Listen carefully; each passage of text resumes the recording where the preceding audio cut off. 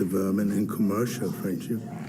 Liberia has a lot of minerals, and one of the things we ask as good friends for a long time is the opportunity to do a survey of our minerals. Mm-hmm. And also we are committed to peace, and we've been very lucky within our region. We are a country that have had a series of democratic elections, and our country has been cooling down.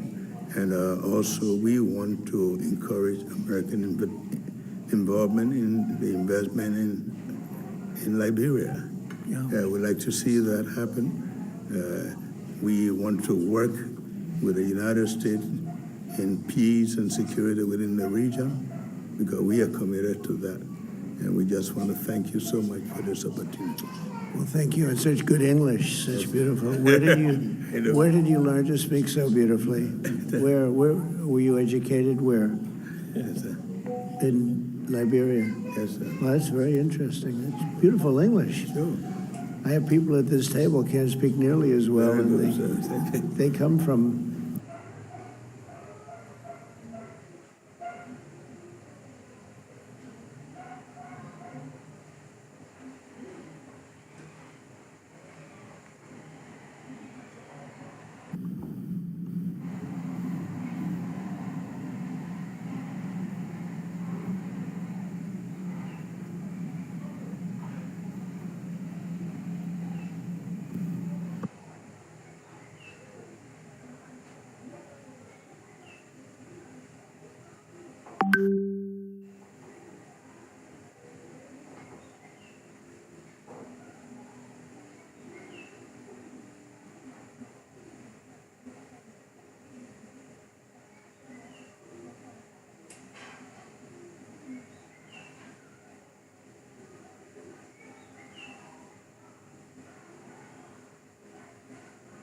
No microphone for the speaker.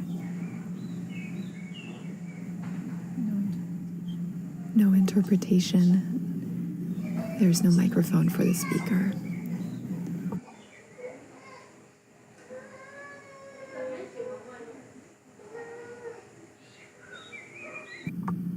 Still no microphone for the speaker.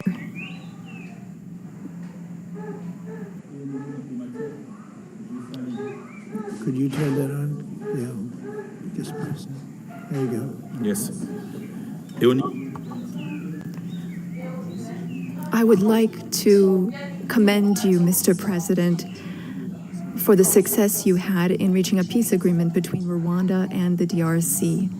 Africa is a vast continent that has many problems, and we truly count on you for your assistance in Sudan and in the Sahel, because no investment can be made when there is a war. For investment, you need peace. The other heads of state who are here with me represent countries that are at peace, and that has been the case for some time. When we also have raw materials, minerals, rare earths. We are not poor countries. We are rich countries when it comes to raw materials, but we need partners to support us and help us develop those resources with win-win partnerships. That is our wish. I often listen to your remarks and speeches, Mr. President. We also want our raw materials to be processed locally in our country so that we can create value and to create jobs for youth so that they stop dying. They are crossing the sea, the ocean, to go to other countries. That is what we want, to have local processing of raw materials.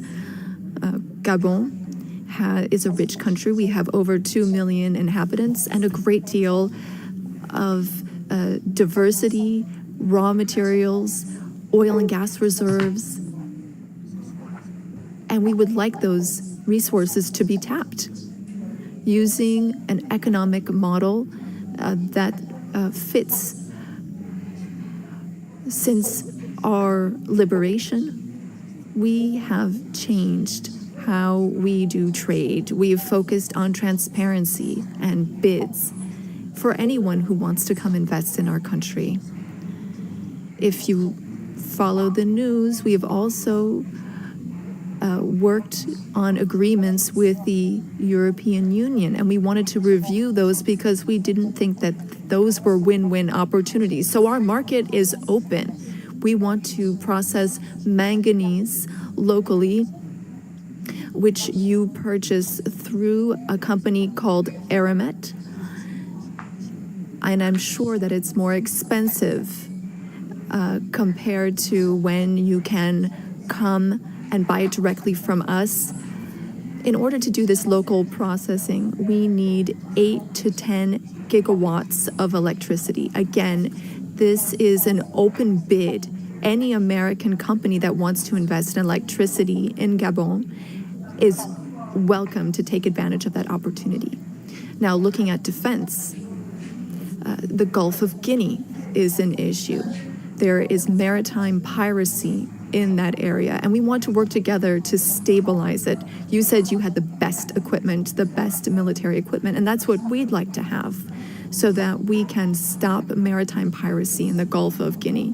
We can't do it alone. We need a reliable and strong partner that is committed and that takes real steps, real action. We also need to be pragmatic, and that's what you are. And I'm a general, and I am too. I'm pragmatic. I like it when things move quickly. Our country is free, open to one and all. You are welcome to come and invest. Otherwise, other countries might come instead of you. Thank you. Good job. Thank you very much. Appreciate it. Okay. Merci, monsieur. Thank you so much, Mr. President. I would like to thank you for this invitation. It is an honor for us to be here at the White House and to have this opportunity to speak with you about the new partnership that you are putting in place with Africa, particularly for investment.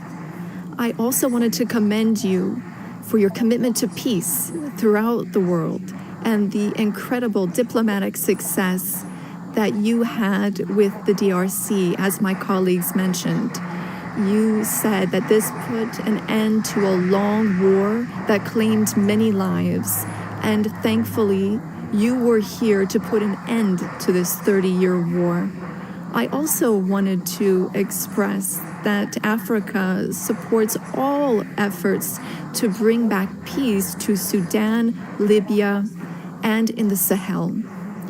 Mr. President, as you've seen, you can only do business when there is peace and security, and you build peace everywhere in the world so that there can be better investments. The entire world is grateful to you for this. Now, with respect to my country, Senegal, I've been president for some 15, 16 months now, and I want to reassure all American investors about our country's political stability and our favorable regulatory environment, which we are continuously improving upon in order to attract more investment. I wanted to speak about two projects that I think are an exceptional opportunity. I will speak about the U.S. Ecological Survey, which can help assess the potential of the minerals in our country. And thanks to American companies, we've been able to discover oil and gas. Some 950 billion cubic meters of gas that we can tap into in order to support our economy. And again, here we were able to do this with an American company. Another project I'd like to mention, and again, I would like to invite American investors to take part in this. It's for a digital city. We identified a space within the city of Dakar. It has a view of the sea. It's on some 40 hectares, and this is a great opportunity for American tech companies to come in and make Dakar a tech city open to Africa.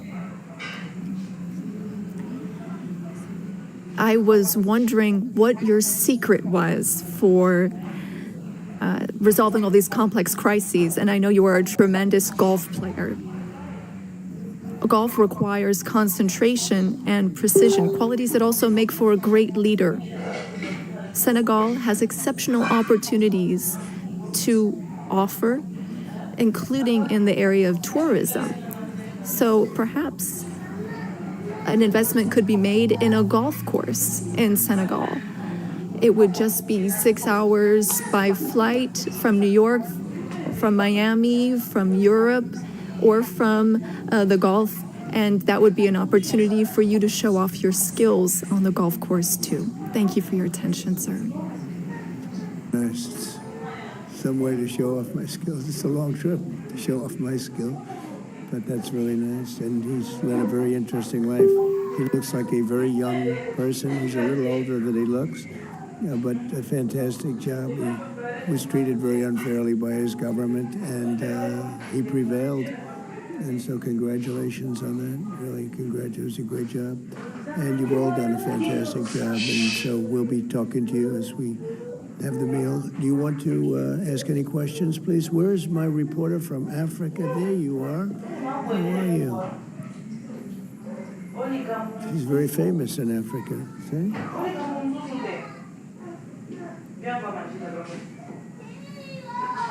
Thank you. Miss, I have one question for the African presidents and one question for President Trump. As you can see, Mr. President Trump, all the African presidents are very happy with your efforts to bring peace in the Democratic Republic of the Congo. My question to you is, today you are making history by receiving 5 African presidents in showing the interest of the United States to collaborate and to work close with the African nations. African continent is watching, African youth is watching, and this new approach that your administration is taking to deal with African nations, not only based on help, but in doing business that everybody can win, is really much appreciated for all the Africans. My question is, are you planning, Mr. President, in the future to travel to Africa to see firsthand all those countries in Africa, all those potential that those countries have? And for the African leaders, my question is, as you can see, President Trump is working to bring peace, not only in Africa, but also in the world. Are you all considering to nominate President Trump for a Nobel Prize Peace? That's a very nice reporter.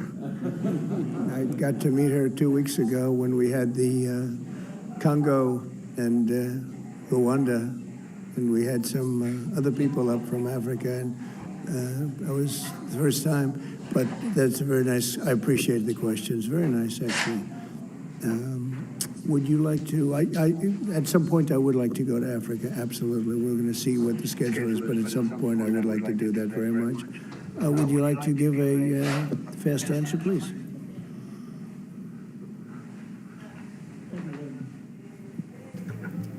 Microphone, please. Of course, on soutient cette dynamique. We are in favor of this dynamic for peace. We are very committed on peace. I am the first head of state who went to Russia and who went to Ukraine, both since the start of the war. I held the presidency of ECOWAS, and I went to see Mr. Putin. We spoke for 4 hours, and then I went to Ukraine. I spent 12 hours on a train to speak to President Zelensky. But now the weight of President Trump is something else altogether. We are with you. We are behind you to see what we can do to help bring peace back. No one wins when there's war. So you have our support so that we can bring peace back. Thank you. Thank you very much. Appreciate it. Go ahead, please. Thank you, Mr. President Trump. Thank you for your questions. A Nobel Peace Prize, while I don't see any problem with it, I think that President Trump deserves it for all the efforts that he's worked on. And he brought peace back in the SEAC region.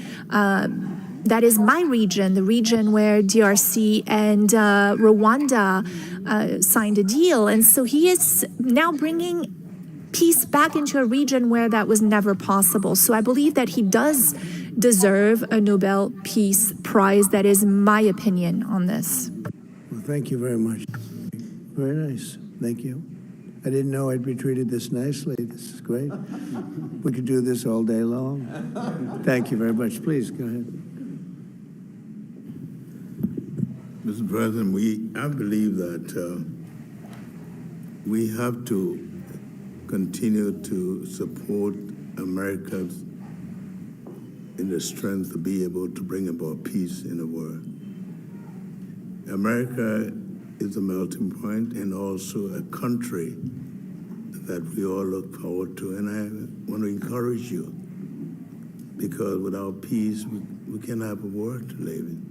And we stand with you on that. That's right. Thank you. Well said. Please. Thank you, Mr. President, and thank you for your question. Very important question indeed. Forgive me for saying this, but unfortunately, I don't really understand. I don't know how things work when it comes to Nobel Prizes, but I can guarantee you that Mauritania would never be opposed to President Trump receiving a Nobel Peace Prize, because he's already working very hard in favor of peace throughout the world, with no distinction, no regard to what continent it's on, and he's working on areas where there are tensions everywhere, and he's committed towards peace, and our world needs more peace. Thank you. Very much. Thank you. Thank you very much. The jury will decide. It's not a matter of voting amongst our countries, but what is for sure is that the results and the work has been done in such a short amount of time show that you would be a good recipient. And I'm sure that the jury sees that, and the rest of the world sees it as well and understands it. When the time comes, I think everyone will see that it is a deserved prize. Congratulations on what you've done so far. If we took a poll, I think you would be very far ahead in those polls. It's very nice.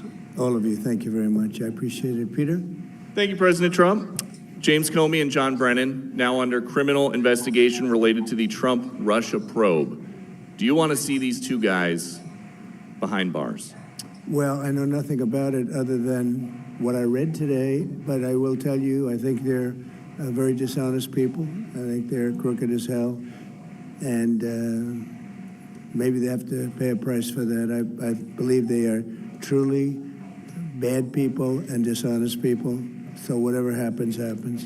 And now, a few weeks after the strikes that you ordered on the nuclear facilities in Iran, there is an Iranian official who says you, President Trump, have done something that he can no longer sunbathe in Mar-a-Lago. As you lie there with your stomach to the sun, a small drone might hit you in the navel. It's very simple. Do you think that's a real threat? And when is the last time you went sunbathing anyway? It's been a long time. It's been a long time. I don't know. Maybe I was around 7 or so. I'm not too big into it. Yeah, I guess it's a threat. I'm not sure it's a threat, actually, but perhaps it is. Two Democratic senators now, Cory Booker and Alex Padilla, have a new bill out. They want to require CBP and ICE officers to have legible IDs, and they don't want CBP or ICE officers covering their faces. Would you ever sign that? Well, they wouldn't be saying that if they didn't hate our country, and they obviously do. I'm surprised that they would do it, knowing a little bit about them. I don't know them well, but these officers are doing a tremendous job. They're great patriots. If you expose them because of statements like have been made by Democrats and others on the left, usually, mostly, I think probably exclusively, you put them in great danger, tremendous danger. And it's sort of funny when people picket in front of Columbia, in front of Harvard, and they have masks on, more than masks. I mean, you can't see anything. Nobody complains about that. But when a patriot who works for ICE or Border Patrol puts a mask on so that they won't recognize him and his family, so they can lead a little bit of a normal life after having worked so hard and so dangerously, there's a problem with that. So they have this is the problem with the Democrats. They have a lot of bad things going on in their heads. They've really become they've lost their confidence, number one, and they've become somewhat deranged. I want to do whatever's necessary to protect our great law enforcement people, and they are right at the top of the list. And your agriculture department also announced this week that they are going to start limiting Chinese ownership of American farmland. Why do you think that the Chinese have been buying up all this farmland in our country so close to military installations? Well, I don't want to get into that. I have a very good relationship with President Xi. We're going to see, and they're going to be making a recommendation to me, but we have a very good relationship. As you know, they're paying a lot of tariffs to the United States now, and so I'm not going to get into that right now. Yeah, please. Yesterday, the Wall Street Journal reported that the White House was weighing whether to send another Patriot air defense system to Ukraine. Can you confirm that reporting? They would like it. They've asked for it. They're very rare indeed, because a lot of systems have been sent to Ukraine. But they would like to. I know they made the request. We're going to have to take a look at it. It's very expensive system. It's a shame that we have to spend so much money on a war that would have never happened if I were president. That's a terrible, terrible war over there, and truly a shame. It's very sad. When you talk about a system like that, highly sophisticated, tremendous amount of money, and they're doing it because they want to prevent death. They're getting hit hard, very hard. So we're looking at it. Also on Russia. Yesterday, sir, as well, Ukraine was hit by over 700 drones sent by Russia last night. What's your response to that? Well, I've been sort of letting people know I'm not happy about what's going on. It's a war that should have never happened. It should not happen now. They're losing. Now it's up. I've been saying 5,000. Now it's up to 7,000. Think of it, 7,000 people a week on both sides. 7,000 people, young, mostly military people, young souls are dead and dying, and it should be stopped. It should be stopped. Very sad to see what's happening. Yes, please. Sir, can you explain how you calculated your latest round of tariffs? Was there a formula that was used? And do you expect any of these countries to face tariffs as well? The formula was a formula based on common sense, based on deficits, based on how we've been treated over the years, and based on raw numbers. And we're going to have a couple of more coming out today. Brazil, as an example, has been not good to us, not good at all. We're going to be releasing a Brazil number, I think, later on this afternoon or tomorrow morning. But they're based on very substantial facts and also past history. You look at the past history, we never had anybody in the White House that understood the numbers or were into it like I have. You know, we've taken in hundreds of billions of dollars in tariffs, hundreds of billions, and we haven't even started yet. And it's going to be a great thing for our country. I think it's going to be a fair thing for the world. And we really haven't had too many complaints because I'm keeping them at a very low number, very conservative, as you would say, number. And we haven't had, I'm sure they will be complaining at certain points, but we haven't had complaints. We've been treated very unfairly by both friend and foe. And friend has treated us very badly. It's not even believable that for so many years, you know, I was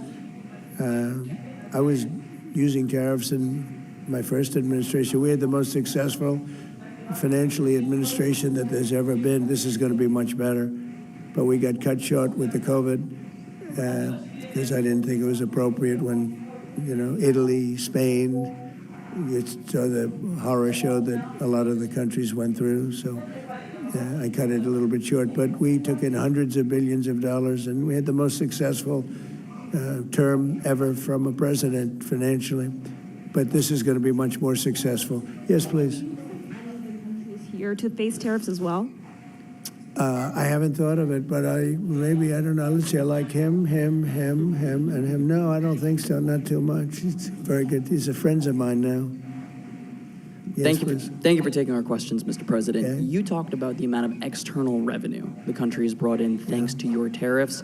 Can you talk about how these hundreds of billions of dollars that are getting brought